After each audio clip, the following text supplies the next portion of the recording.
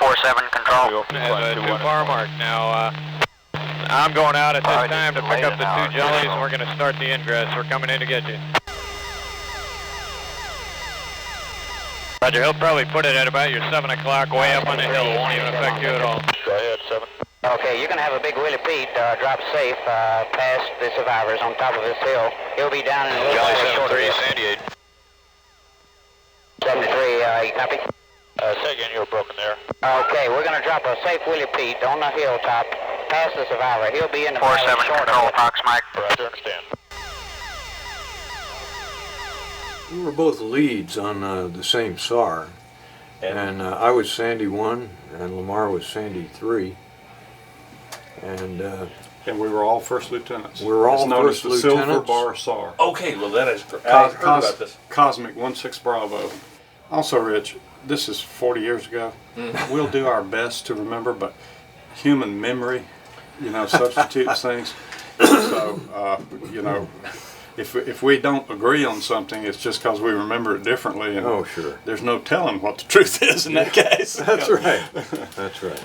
Like I remember Cosmic 16 Bravo was an RF-4 screaming by himself. Their patch said, alone, aren't armed, and unafraid. That's correct. The last part was a lie. And, and Lavelle, General Lavelle, was trying to pick a fight with the North Vietnamese, so he was sending the RF-4s in to film different areas and thinking they'd be shot at, and they were. Well, this guy was shot down. Wow. And they picked up the major front seater pretty quickly, but the captain backseater, Woody Clark from North Carolina, was up in the mountains in very craggy, karsty deal. They couldn't get to him. He was there about 3 days. Yes, and, we tried on the second day to get him out and failed. The weather was bad, and on the third day the weather was still bad, but we figured it out and went and got him. If you could explain what the Silver Bar CSAR is for people who don't understand what that means. Okay. A SAR is a search and rescue mission, and this is CSAR. It's combat or opposed search and rescue. You've got all of the issues that in a regular rescue, like the Coast Guard and so forth, plus people are shooting at you. So that's what. And the Silver Bar alludes to the rank of the 4 of us that were flying Sandys, the A-1, on this mission. We were all first lieutenants. Has there ever been anything like that you know of, or was that common or uncommon? It was uncommon. We had a lot of first lieutenants in the squadron, but it was unusual to have 4 of them on the same mission and no captains or field grade officers flying on the same mission. The Silver Bar SAR was a nickname, and the correct name for the SAR was Cosmic 16 Bravo, which was the call sign of the survivor that we picked up. And the Cosmic 16 Alpha crew member was his front seater, who got captured ultimately, sent to Hanoi as a prisoner of war, and was released in 1973. So can you tell me how the day unfolded for this mission? Yes, this is the second day. The actual rescue took place on the second day, or attempt, that we made.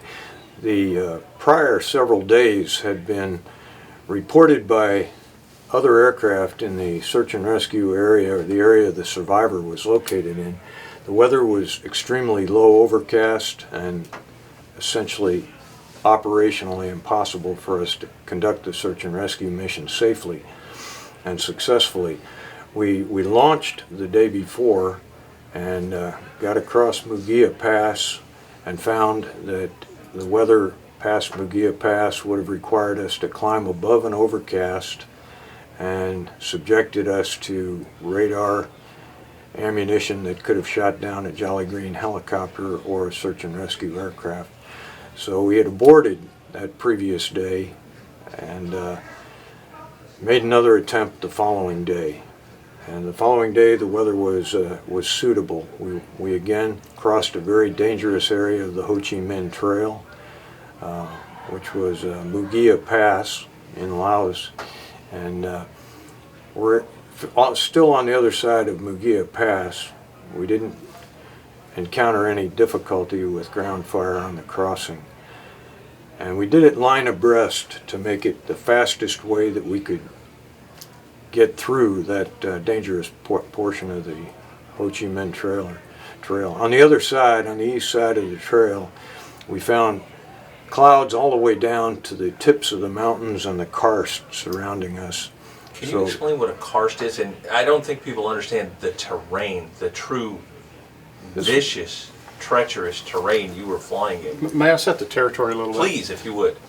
Cosmic 16 Bravo was an RF-4. It was flying alone. It's a camera airplane, and General Lavelle had sent these airplanes up. We weren't bombing the North. We weren't involved in the air war of the North, but Lavelle felt that he wanted to map it and be ready because tensions were rising. Well, SAM, this is the southern part of North Vietnam, where the North Vietnamese peninsula, it's not peninsula, but it becomes very narrow. It's coastal. It's on the Gulf of Tonkin, and there's a city called Dong Hoi, D-O-N-G-H-O-I, and they had many SAMs around them, SAM sites. It was about 8 or 10 miles, something like that, of coastal plain, and then it came up to this karsty formation, which is limestone, and it's very craggy, pointed, rough, almost vertical, in most cases, mountainous terrain. The front seater was picked up right away because he went out closer to the flatland, and the bad guys got him. But our objective, the Bravo man, was up in the mountains. He was just on the eastern side toward Dong Hoi from our side. Now, our base was 56 miles from Mu Gia Pass over in Thailand. It was going to be almost impossible to come in from the Gulf of Tonkin, come across those SAM sites, go up to the karst and pick up Woody Clark. So it made it real clear that we needed to come from the backside, and that's mountainous, very mountainous. And as Bob said, the clouds were, we had about 200 feet in most places of space between the clouds and the mountains. Some of the mountains, though, the tall ones, were up into the clouds. That's tight. And if you lost it, you got into a cloud and you lost it, you had no choice but to pull up. You would pull up through the cloud layer. Now you can't get back down. You dare not descend through the cloud layer not knowing where the mountains are. So it was very important that the SAR force stay together and maneuver in that 200-foot space. You're moving at a speed of about 120 to 140 miles an hour. About 140 miles. About 140 miles an hour. So closing speed, when you have 200 feet of visibility below you to work with, I mean, that's not a lot of, I mean, you got to have it together. You need to be paying attention. And the forward speed on the Jolly Green Giants, it's limited by the leading edge of the forward rotor going supersonic, and they could fly about 124. Our slowest speed was about 135, 140. So what we had to do, the Jollies would go along straight, and we would zigzag in front of and behind them so as to stay with them and escort them to protect them in case there was fire. And with these low weather conditions, it was difficult. We had 7 airplanes in this search and rescue formation. We had 2 Jolly Green Giant helicopters, we had 4 A-1 Sandy aircraft, and we had a paved nail, which was for navigation under such low conditions in and out of the karst area. We had no navigational aids on our aircraft, the A-1s, and you couldn't follow any map at 200 feet above the ground to get ourselves on track to the survivors' known area.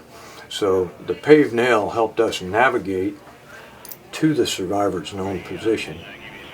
And paved nail's an OV-10 observation aircraft with the latest navigation gear, and so he had Loran and so forth. And our hope was he could lead us right to, we knew where Clark was, within 5 football fields or something like that, and we were hoping he could lead us. It was important that we go directly and not just be riding around over there in Indian country with SAMs just over the horizon. That's correct.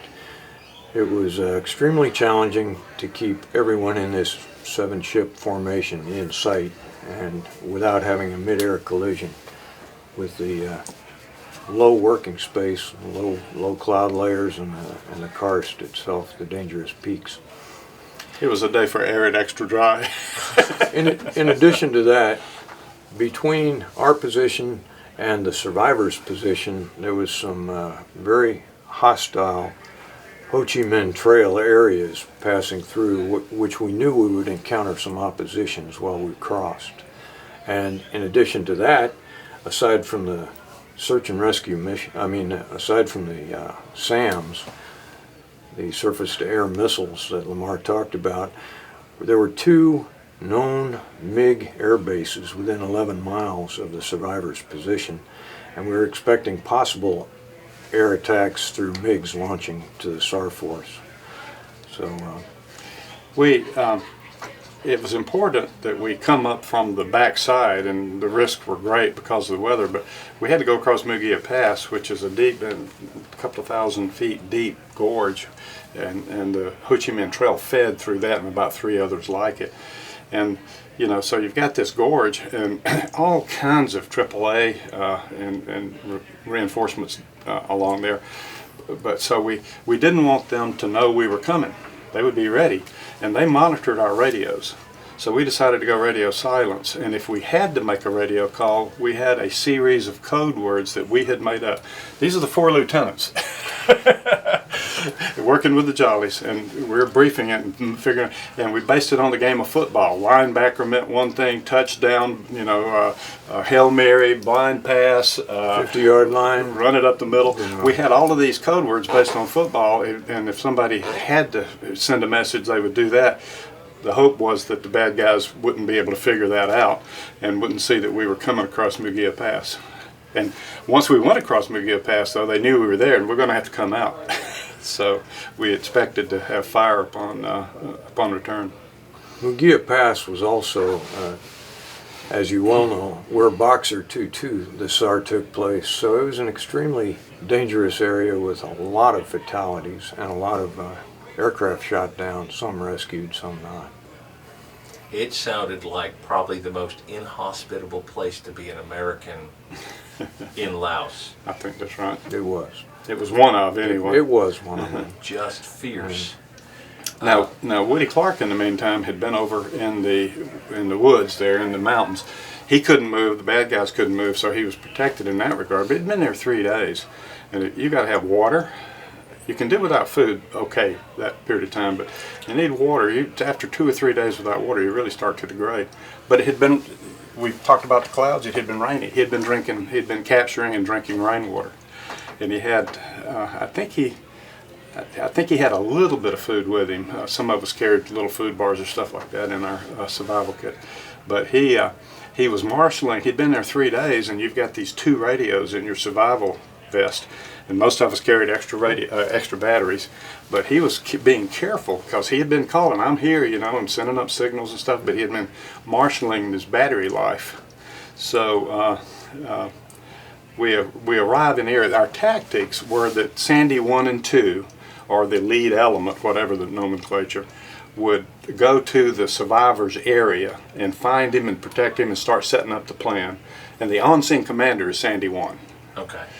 Sandy 3 and 4 stay with the Jolly Greens and escort them. They're very vulnerable to ground fire, easy to bring down, and so Sandy 3 and 4 escorted and stayed with the Jollies. So we arrived finally in the area, and the paved nail said, this is the area. He should be right over the ridge line there.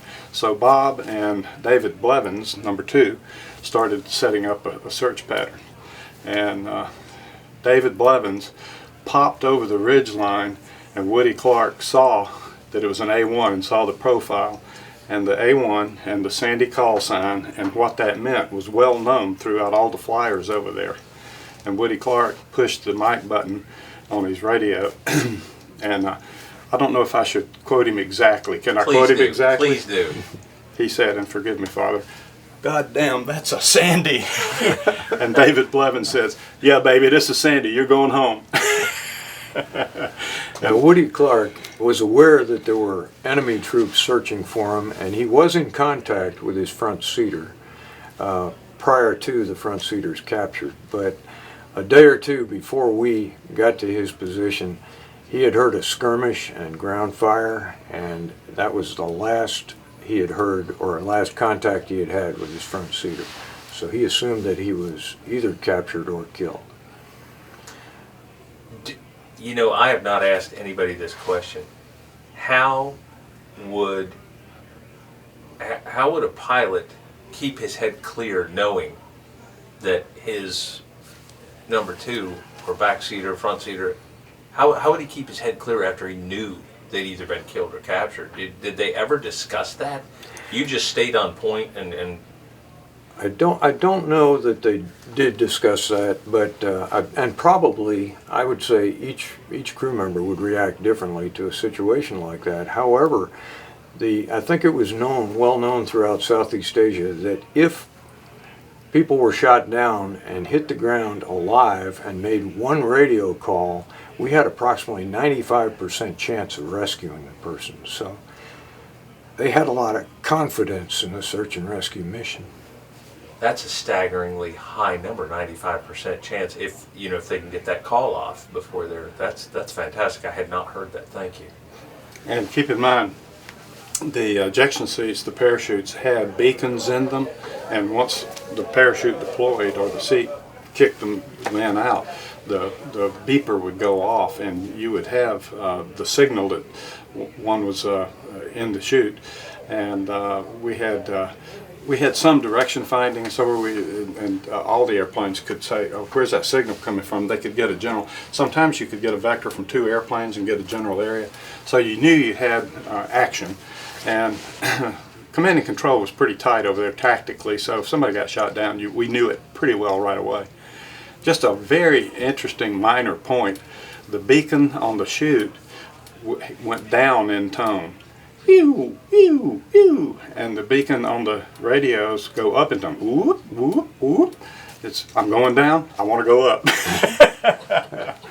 But we could tell, those of us in the business could tell something about which was which because of that. When David Blevins, Sandy 2, did find or locate the survivor's position, and the survivor confirmed that, he notified me, and the rest of the SAR force was aware of that. We were still trolling through the area to determine the level of ground fire or enemy threat before we could bring the Jolly Green Giant helicopters inbound. And there was a narrow valley just south of the survivor's position, and there was a low ridge line between my position or our position as SAR forces and the deep valley or the flat plain of between us and Dong Hoi airfield. There was a very high ridge line behind us to the west, and we were using that to mask us below radar capability to see the SAR forces. However, we were still wide open to just sight by binoculars with our range as close as we were to Dong Hoi airfield. We were trying not to get radar coverage by surface-to-air missiles, and Cosmic 16 Bravo claimed to have been shot down by 2 surface-to-air missiles. I didn't know that. Multiple surface-to-air missile hits before they went down. While I was trolling in the low valley between the short ridge line and the taller ridge line behind me, David Blevins called out a surface-to-air missile, a SAM launch from Dong Hoi airfield. I looked immediately to the east because I was in that valley heading south, and I saw the missile coming from the airfield. And this is the first time I had ever encountered a surface-to-air missile, an SA-2 in Southeast Asia. And I did what I had been told would be the best defensive move and turned into the missile, because at that time, as you complete your turn, the missile getting close to you, the gimbals on the missile would be unable to track your level if you were 90 degrees off his intercept angle. It seemed to work. And as I turned, and I had never done it before, I was fortunate. I crossed the missile's path and could see it. And as I turned back to the north, I looked behind me and saw the missile come by, unable to track me, and hit the ridge, the higher ridge behind us.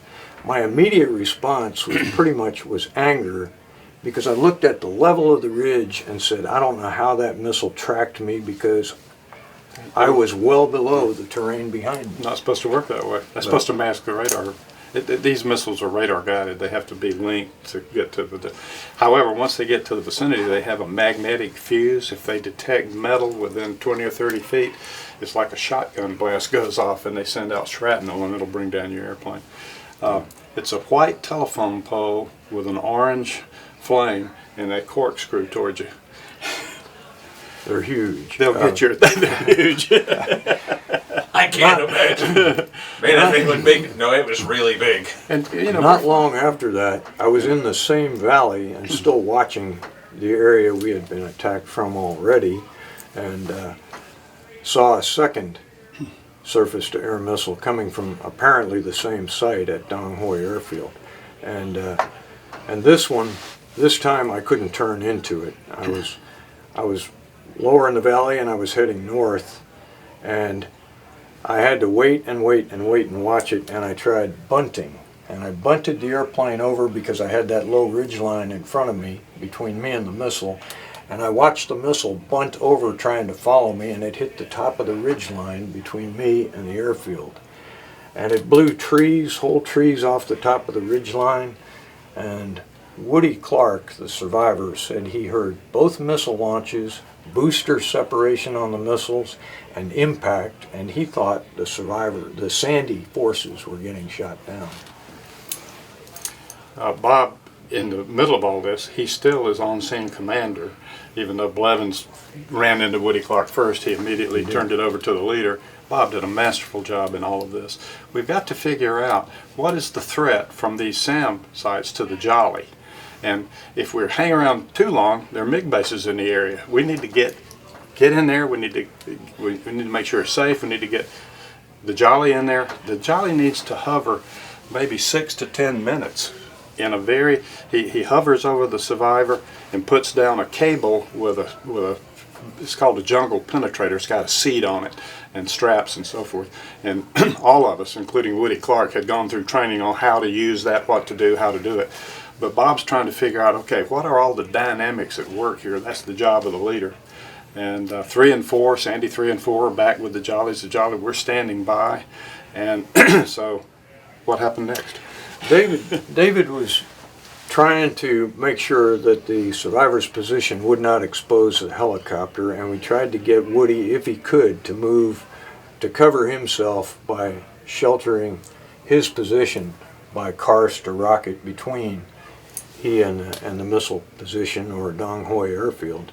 And I think where he was a little bit treacherous, but it could be done. And we felt confident enough that we could get the helicopter in there with Sandy 3 and 4 and protect the area, watching for any threats from down in the valley, and be able to have a shot at picking him up. And we called Lamar in to bring Sandy 4 and the helicopters in with him, and to attempt a pickup. The reason there are 2 Jollies is that the Jolly that's the lead that's going to try the pickup is vulnerable. If he gets shot down, the other one is there to scurry in and quickly gather up anybody they can and get out of it. I mean, it's that level of danger. It's redundant for that reason. As soon as he brought the Jollies in, the first Jolly was able to identify the survivor's position. David Blevins had him pop his smoke and mark it when the Jolly was close enough, and the Jolly did see the survivor's position, was able to hover over him, dropped the forest penetrator, and the survivor was picked up with no evident threat from the valley during the immediate pickup. Bob, do I recall, Dave Blevins was my roommate, and we talked about this. I believe that when the SAMs came, I think David went over in that direction and fired off a pot of rockets. He did, and I didn't realize that he had done this after the first surface-to-air missile had been shot, and he didn't mention anything to me because we were still trying to maintain radio silence as much as possible. But after I experienced the second missile threat, it turned out I had done the same thing. I had a Lao 3 pod with 19 high-explosive rockets in it, and I raised the nose and armed that rocket pod and sent an entire Lao 3 pod of 19 rockets at the SAM site. David had done the same thing, and after that, that's the last missile attempt we had fired. I don't know if our attempts to suppress the fire was successful or not. The message was, we will shoot back. That's amazing. Holy cow. So now when you get your survivor on board, you know you got to go back through Mu Gia Pass. Oh, we Yes. did. Well, first of all, the Jolly Green, once the Jolly Green goes into hover, he is on scene commander. He is calling the shots. And the Sandies usually will go into what's called a daisy chain, going around and around, and actually it's an up and down move so that somebody's in position with the nose down. If there's any ground fire around, somebody's in position to return it. The Jolly is very vulnerable in the hover, and we really did some of our best work. And there was one rule when the Jolly's in the hover and you're in the daisy chain: do not strafe over the Jolly. We had 20mm shells with brass, and they would go through the rotors, and they said it made a lot of noise. That was the one rule for daisy chain. So when Woody was on the airplane and the parajumper in the back pulled him in and he's safe, and he told the aircraft commander, the Jolly Green said, "Touchdown." And I bet everybody was elated. Well, we've still got to go home. We had him on board, and we started heading to the west, and we again had to cross a critical route structure. I think it was Route 137, where we knew there were people, personnel, and there were vehicles. There were. And traveling on that road, and we knew we would get some resistance from that area. So we crossed as quickly as we could with all of the Sandies and the nail FAC, the Bronco, OV-10 Bronco, returning fire to anything that came up from that area, and we safely got the Jollies across, and the only damage we got, I think, was to the nail. The OV-10 Bronco took a hit on that root structure. Small arms. On the recovery, but no significant damage. I checked with Bob as we cleared that dangerous part, and he was with the Jollies and the nail and so forth, and I kind of made it okay with him, and Lance Smith flying my wing in I-3 and 4, we broke off and made a couple more passes.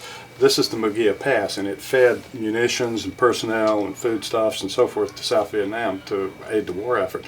And it had low cloud cover, so they thought they were protected from air that day, but we were already there. We were under. And Lance and I had pretty much full Sandy load, which has a lot of power with it. Okay. And so he and I made a couple of 3 passes up and down. There were pallets of things stacked along the road, people running everywhere, trucks, and we left the place smoking, and then we ran and caught up.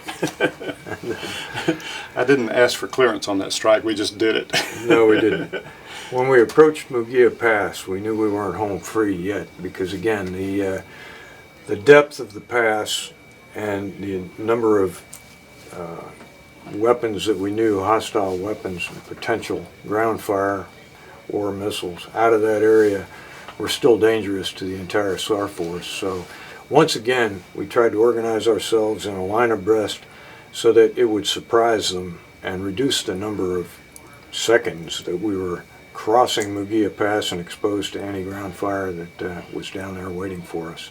And once again, it worked, and we got across the path without encountering any battle damage or ground fire that we were aware of on any of the aircraft. We notified, again, the forces on the radio above that not only did we have a touchdown, but we were safe and on the way to the locker room. So. And maybe 2 weeks later, did you get a letter in the mail? I sure did. I did too. It was on blue stationery. It was. Was it from Moorhead, North Carolina? It was some small town in North Carolina. It was, I don't know if it was Moorhead. I thought it was, I don't know. But it took me by surprise because I didn't get much mail over there in Southeast Asia. And when I opened the letter, it was very, very emotional. Yeah. And it was from Woody Clark's parents. Excuse me. It was a short note. It was a short note thanking us for rescuing their son. And I bet it said Lieutenant Bob Carlsen. Mine said Lieutenant Lamar Smith. I don't. Somehow she got our names. I bet the Jolly Greens got it too. Thank you for saving my son's life. And I had no idea, neither did the rest of us, how they even knew who we were or how to contact us. How long did you keep that letter? I still have it. Me too. And that's representative because we knew that sentiment was there for all of the people that we were able to get out of harm's way. We knew that that sentiment was there, but there was a physical piece of information. That letter is more important to me and the most valuable memento from my tour in Southeast Asia. Same here. But other than that, it was just a routine day at the office. Yeah. We celebrated. I've heard about these celebrations. So when you got Woody back, I've heard stories about, you know, guys would get tossed over the bar. They'd write their name on the board, or they would write them they were changing the number. Did that happen that evening? I'm sorry, Rich. We can talk about what all this, but that stuff's classified. Yeah, that's right. But some of the survivors had to return to their home base and or go into medical conditions. yeah, some of them were injured. Well, he had been in the rough for 3 days with no food and so forth. And we were very interested in debriefing, and we normally brought them. And we were the most forward base. We would bring them back to NKP usually, and we would get a good chance to debrief them because we were continuously. Every SAR mission was fluid.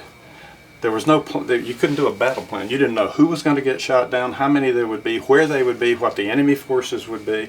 You could know in the only general way that in this area the North Vietnamese regulars are permanent. Down here it's the Viet Cong. Over here it's the Pathet Lao, and what their tactics and methods were. You only knew in a general way. So you were painting a picture with no numbered dots to link it up. And so as the Sandy lead would have a lot to manage and have to really keep up with a lot. And we had excellent, some of the older guys that had been there, more experienced guys. It was a strong mentoring program. John Lackey and Don Whalen were my mentors. And one of the things they said, how do you asked Rich, how do you maintain your composure and your ability to function in a stressful environment like that where you think maybe your leader has been picked up or killed and you may be next and so forth? Stay in your head.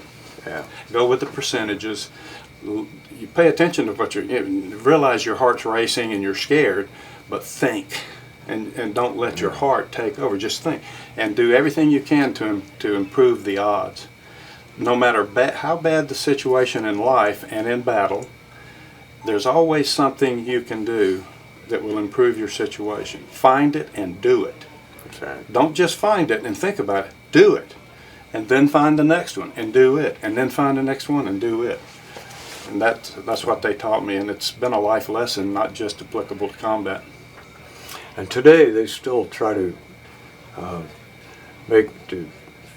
appreciate the value of, in CSAR, Combat Search and Rescue Symposiums. They go over SARs that we flew as far back as Southeast Asia in Vietnam to address tactics, successful techniques,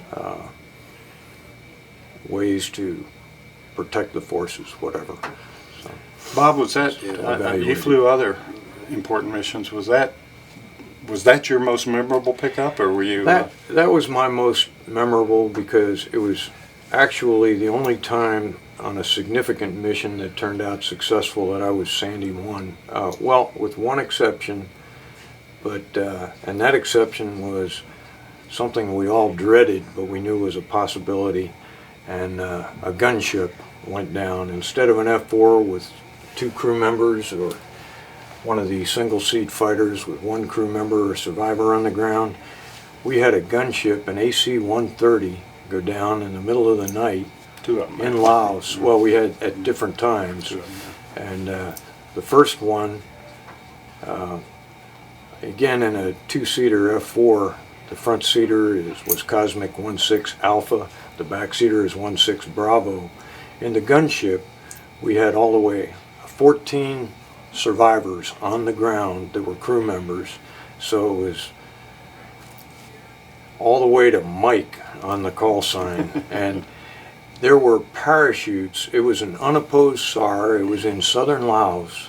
However, we got there at first light in the morning, and they had gotten shot down in the evening.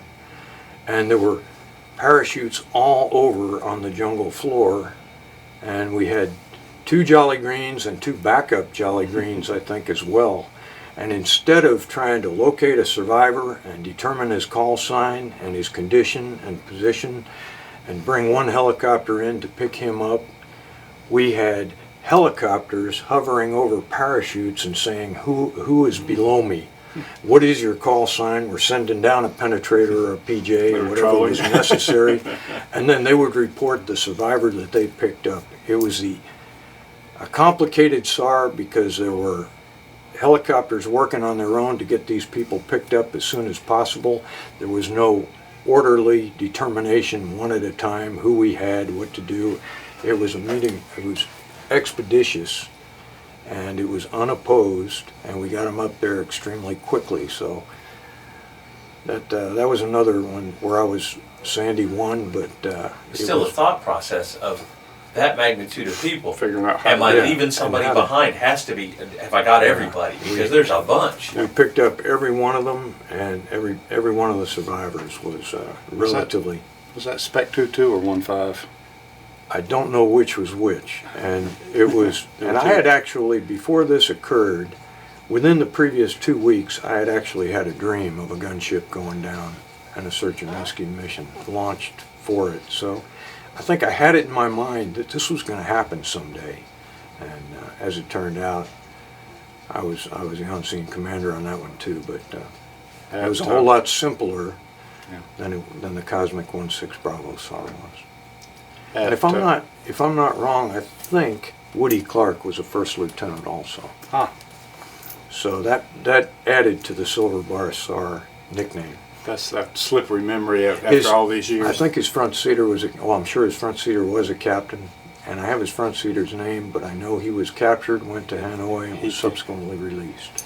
And I think he was offered early release, but said no, I will go when it's my turn according to capture date. I think that's right. I think that's correct as well. I know that many of our prisoners had that attitude. They were offered early release for some reason, and they said, nope, you let go the first guy that was captured, and when my time turns, I'll be ready. At Nakhon Phanom, we were there primarily for a lot of reasons, most forward base, but we had AC-119, the old Lockheed flying boxcar with the twin tail. We had those retrofitted as gunships, and they flew under the Stinger call sign.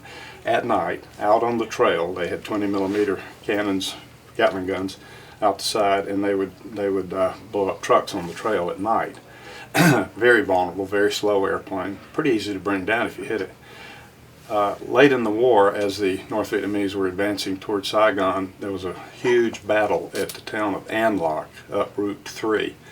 We had placed 2 Sandys on alert at Ben Hoa, just at the base just north of Saigon. And I was down there as I think we were using Sandy 5 and 6 for the call signs for that FOL, that forward operating location. I was down there as Sandy 1 as first lieutenant. I had a major from the squadron flying my wing, and we were there for a week. And Stinger 4-1 was sent on a day mission out to An Loc. The good guys were in the town, and the bad guys had it surrounded, and it was a classic siege. It had gone on for a long time, and the friendly forces downtown were being resupplied by airdrops. And there was tremendous AAA small arms fire, 12-7s, and even some AAA 23mm and 37mm bigger guns all around. So the C-130s in particular would come through very low and slow, hanging on the props trying to use an LZ, a landing zone or drop zone for the resupply of a polo or a soccer field right downtown. Very small. And the friendlies depended on that as ammunition, medical supplies, food, and water. And we got to the point where they loved the Sandys to come up and support them. We had a compass rose with various notations on it, and it got to be so much traffic that they would just say, they would just tell us that from reference Alpha Bravo, which you would look and find where that was, they're going to come from that direction at a certain time. And we would go out about 4 or 5 miles out of town, pick them up and escort them. And if they got shot at, we'd shoot back. And the bad guys didn't like the A1 because we could really nail them. Well, Spec 41 was put down there. They had a particular target that they wanted this 20mm cannons on. Send them out on a daytime mission. They go out there and it had 2 recip engines and 2 jet engines, and both the engines on the right wing were shot out. And he was a couple thousand feet of altitude when this happened. He can't sustain flight. You know, he rams the other engines up, but he's got fire, so forth. A captain named Courtney, last name Courtney, headed out to the west, and it's slowly losing altitude. And around 1,000 feet, maybe 900 feet, he commanded bailout. This is a crew of 10. And so a gunship situation again. And these guys don't have ejection seats, they're just jumping. So they've already put on their chutes. And 7 of them got out. 3 did not get out, including Courtney. And it's the classic deal where he is in the cockpit alone. He's got the yoke pulled all the way over with all of his strength. He's got the full rudder in because he's got all his thrust on the left side, and he's got to maintain level flight and keep the wings level as long as he can to give his crew a chance to get out. He knows the moment he lets go, the airplane's going to flip. He knows he's going to die. He stayed at his post. And 7 of those guys got out. 1 was just standing there and said, "I'm not going to jump." I've talked to his daughter, and I don't know how much she knows, but anyway, and another one got out too late. So 7 are on the ground. An Army helicopter, there was one that was out by himself. An Army helicopter came in and picked him up. So I've got 6 survivors. We were scrambled. I was Sandy lead, Sandy 5, and we went out there and we had 2 Jolly Greens. And there were bad guys to the south, and they were moving toward our objectives. And we've got Stinger 4-1 Delta on down the alphabet for 6 letters, and I'm trying to figure out which is which and so forth. And finally we had the Nitnoy helicopters, the HH-3s out of Kadena, because it was a hot part of the war and they'd supplemented the Jolly Green Force. And the first one picked up 3 guys and overheated. So we got the last guy right at dark. I had to get him out because nightfall was coming and so forth. So that was my single most numerical successful day, and another one in which I was involved. And it was very rewarding. This area, An Loc, toward the end of 1972, we took a lot of battle damage and lost a lot of aircraft in that area. It was one of the worst areas for us to fly in. The A-37s from Benoit that we were supporting also lost aircraft and pilots in that area. There was a huge influx of tanks and troops from North Vietnam coming down south towards Saigon. And it was an area where we first proved to the intelligence people, beyond their belief, that there were SA-7 heat-seeking missiles that were shooting down our aircraft in South Vietnam. They didn't believe us, and we developed tactics that would protect us from the SA-7s. And those tactics saved me 2 days in a row in An Loc, having gotten shot at pulling off a target by SA-7s behind me that I wouldn't have seen.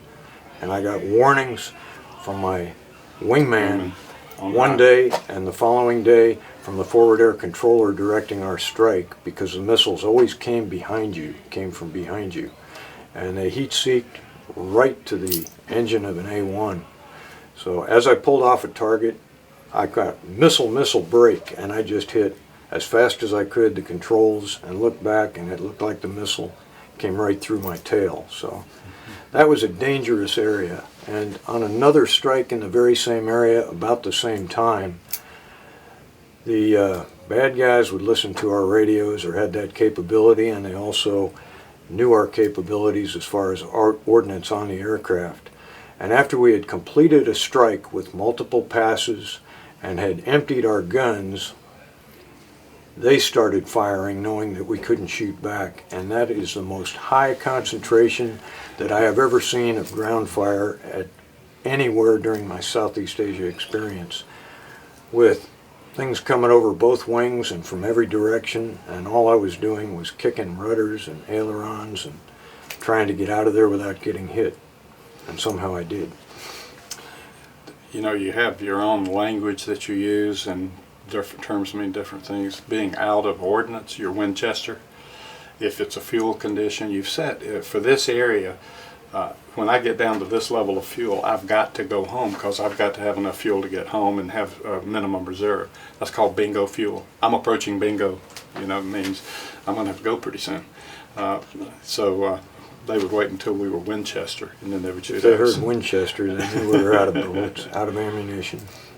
If you've got a bandit in the area, that's a bad guy airplane, and if you see the bandit, then you want to padlock him. That means you put your eyes on him, you don't take it off no matter what. And hopefully that's a crew-served airplane. The guy in the back can padlock the MiG, and you can fly the airplane. But all this terminology that means a lot in a hurry.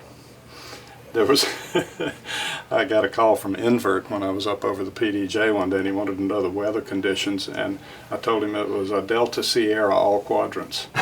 And he said, gotcha. And then he called me back in a little bit. He said, what cat wheel are you using? We had these little encoded wheels and so forth. And he said, I said, what? I didn't use a cat wheel. He said, well, you said the weather was Delta Sierra, and I'm trying to decode it. I said, well, that's canine feces.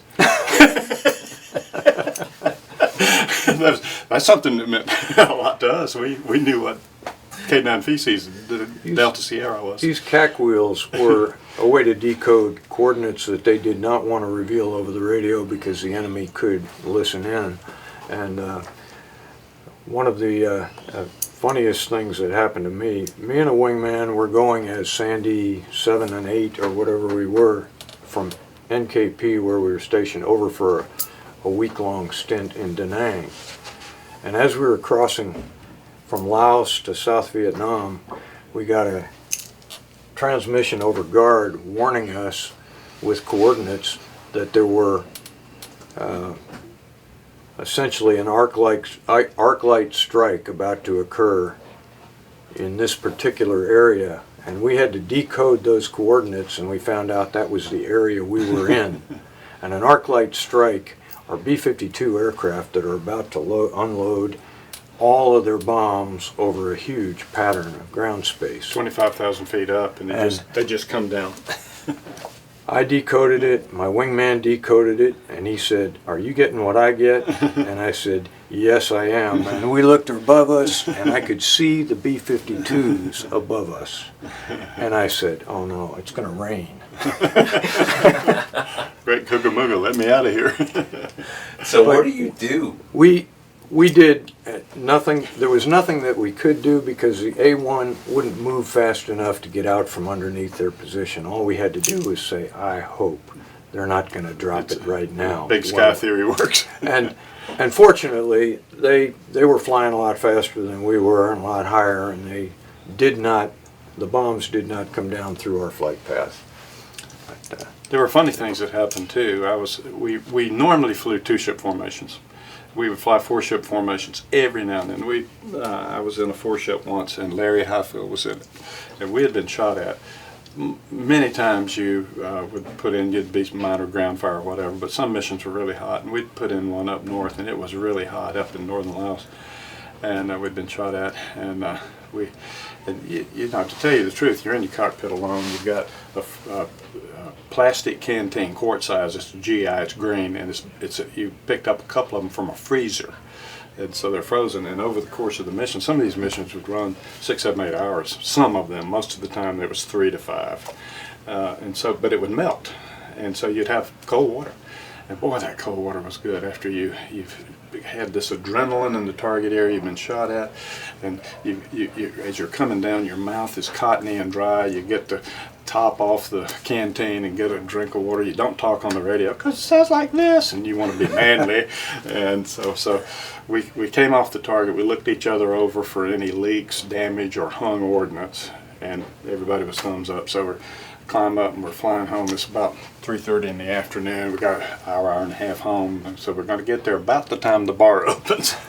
And one of the guys on the FM radio for Fox Mike, one of our radios, we just kind of used it like interphone, and we recognized each other's voice. You wouldn't normally have to use your voice. Somebody in the group flight says, "Man, I'm going to the bar," and I think I said, "I'm with you." Another one said, "Count me in." Larry Highfield says, "I'll be delayed a little bit, but I'll come over." I said, "Where are you going, Larry?" He said, "I'm going to the laundry."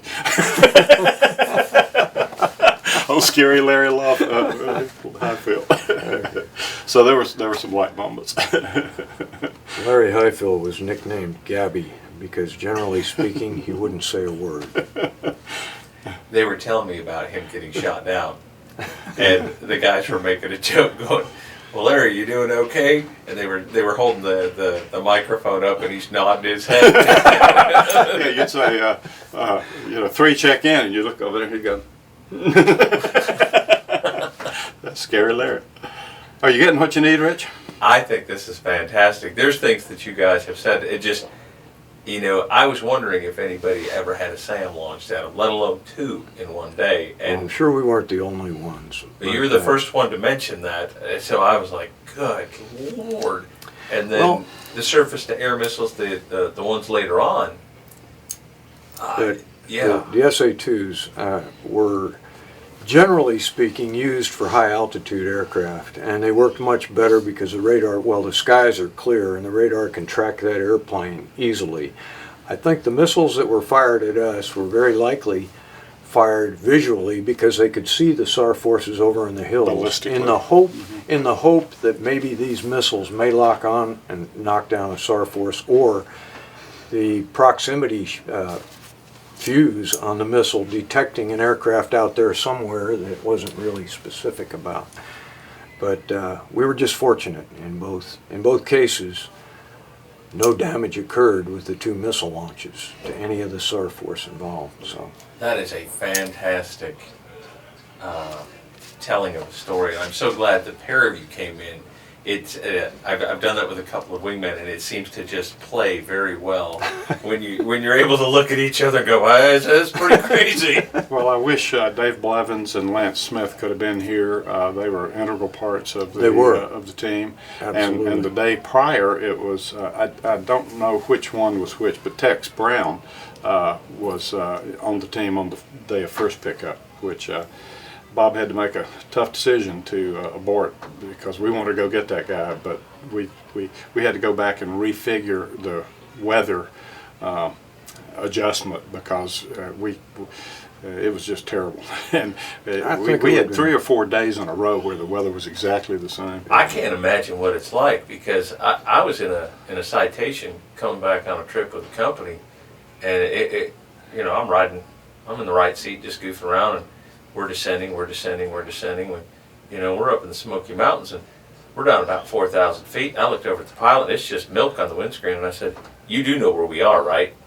And he's like, we're good. And we kept coming down. At about 1,500 feet, my feet were coming off the floor. I was ready to crawl out of that seat. And I couldn't breathe. And we broke through at 400 feet, and I mean 400 feet runway. And I was like, holy Christ.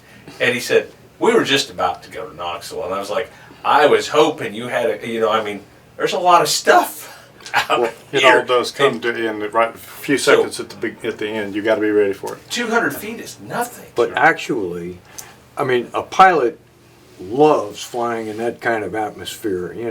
We love flying around in karst and just, bobbing and weaving and everything in that kind of atmosphere. But with 7 aircraft and an integral force that you have to keep track of and keep together without having a midair and such a flying space. At that point. The LV-10 a little stressful. The LV-10 was able to do pretty well at 125 knots, so he was flying straight. And he was leading us and keeping us on track to the survivors' And the Jollies were offset a little bit of altitude, one just behind the other one, and they were pretty tight to each other. And then the 4 Sandys, we were having to weave. And we had it figured out. And I got to say, we had the varsity lieutenant team. Maybe with me as a weakness, but no, but we not at all. We We were seasoned at that point. We had confidence in each other. We understood each other, and we showed up for each other. Still do. It worked. That's the bottom line. It worked. And how do you guys stay in touch now? Well, the SPAD net's very active, and Bob and I have conferred on a couple of little projects that we're interested in. This was a notable SAR for a lot of reasons. The Cosmic 16 Bravo, and we took home some silver stars from that, and we've conferred on how that ranked with some other missions and so forth, just between us and a couple other things. We're able to keep in touch through the roster that they send out, though, too. So we're in contact with each other individually as necessary, regardless of what the subject is. But the SPAD net's extremely active. I will also tell you, we've all got responsibilities in our lives and lots of things going on, but if my cell phone rang and Bob or one of the other brothers, the 30 or so of us that were really there together in the thick of it, said, "Come, I need you," that's all I need to hear. I put down what I'm doing and go. And that's the way it is. All in all, as a bottom line, I couldn't imagine any assignment for a lieutenant straight out of pilot training as rewarding as the A1. And I had an A1 pilot convince me to pick an A1 as an assignment out of pilot training, and I had him pin my wings on. He had just returned from Southeast Asia. May I ask So who I'm that forever was? thankful to him. That's Randy Bertrand. Bert with the long hair. You've probably seen him.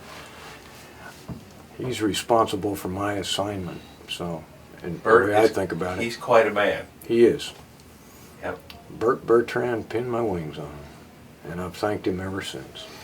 Through my instructor at Reese, my instructor was a buddy of Bert's. I learned of the A1 as a student pilot, and I made it a point to learn more about it. So when one came down in our block of assignment, I was a class behind Bob, and the classes kind of stayed together. There were you knew a few others, maybe the BOQ or whatever, but I didn't know you at Reese. But Nope, I didn't either. But in any event, Randy Bertrand influenced me in picking the A1. Before I met you guys, I spent a lot of time in the Huey community. And when they went to school, they never saw each other after school. I mean, they just scattered them to the wind like seeds. And, you know, they would talk to you, they'd hear about sure. a guy up north or down south, you know. Boy, did they take casualties. It was Oh, huge. yeah. If you'd been there 6 months, hadn't been shot down twice, you weren't trying very hard. And they wouldn't fly very high, because if you're going along at 100 knots or so, pretty low, and you have trouble and you hit the ground, the vector is a gentle angle, and the roll cage in there, you know, blades break off, tail boom breaks off and everything. But if you're flying high and you have trouble, you go in at a bigger angle, you can get hurt.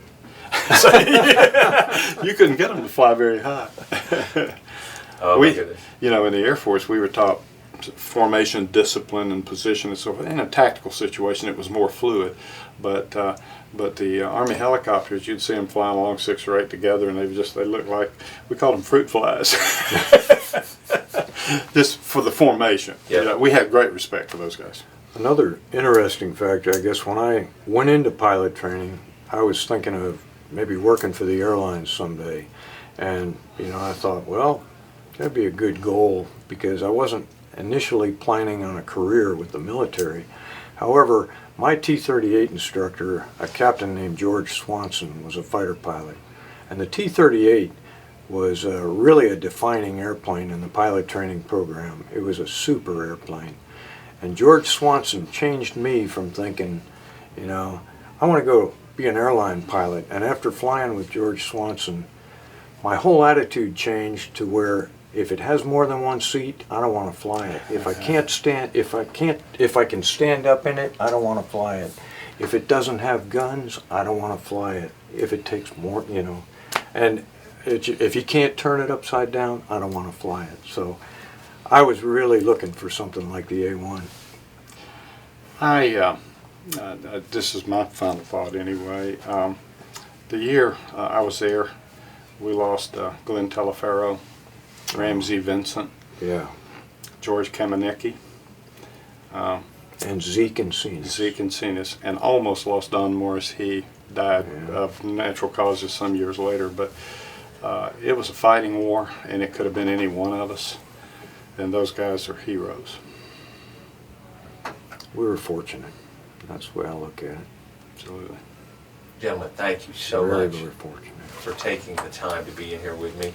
And I can't tell you what it means to document this so that somewhere down the line, maybe someone will pick up some knowledge.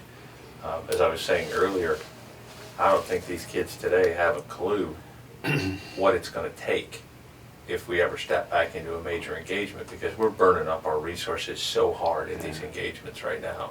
We will always have enemies as a nation, and we must be prepared to defend our situation. And if we are very prepared, our diplomats and our leaders never have to fire a bullet, because the strength that's behind their words means so very much.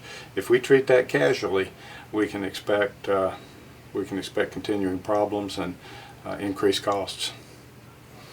However, I'm confident. I hear the statistics like only 2% of Americans actually serve their country in the military. I am confident that that there will never be a shortage of people that are willing to step forward and do what's necessary to protect our country under any conditions. Very good. Something very special about the red, white, and blue, and all true Americans feel that. You know, we have this big discussion about the strength of diversity, and I think diversity is a position of strength, so long as there is solidarity at the core. We had a great amount of diversity in our population during World War II, but the core was America first and pull for the nation. Honor your heritage, honor your differences. Let there be strength in the various viewpoints. That's what synergy is. But we need to coalesce around today, 2019. We've got so many different special interest groups that are talking about their rights, their privileges, their special circumstances. And some of that's valid. I don't mean to take away from it. But we need to coalesce around the idea that America is a special place. And it's based on freedom. And freedom is based on individual responsibility, exercising that freedom responsibly and making the most of yourself. And that's from an old guy. I didn't mean to get to be this old, but here I am, and that's my perspective. We're lucky we are this old and feeling as healthy and fortunate as we are. Thank you for the sauna, Rich. Yeah, Thank you so much. Well, Okay, Sandy 5, Sandy 7. All right, you ready for us? I got it. Roger that. Come on in. Okay, Jolly Green, let's just bend it around here pretty good to the right, and as soon as I see you kind of pointed that direction, I'll come back in, so I won't be too fast for you. Okay. 7, you want 4-4 to put one in that clump of trees? Roger that, 4-4. Okay, we got time, I'll do it. Roger that. And Sandy 5, Sandy 7. All right, Jolly, just take it down, point it up at the bare spot that's just to the left. This 6, bringing in the cover now, Roger. All right, and I'll be coming in. I'll try to put down a rocket about where I want you to put your stuff, or make your right turn. Okay, boys, keep hauling her in here. Okay, 8, let's go. Let's put in some CB, or some 20 Mike to the west. Okay, copy. 20 Mike to the west. Do any more Willie Beats? Negative. Those look good there. Okay, copy.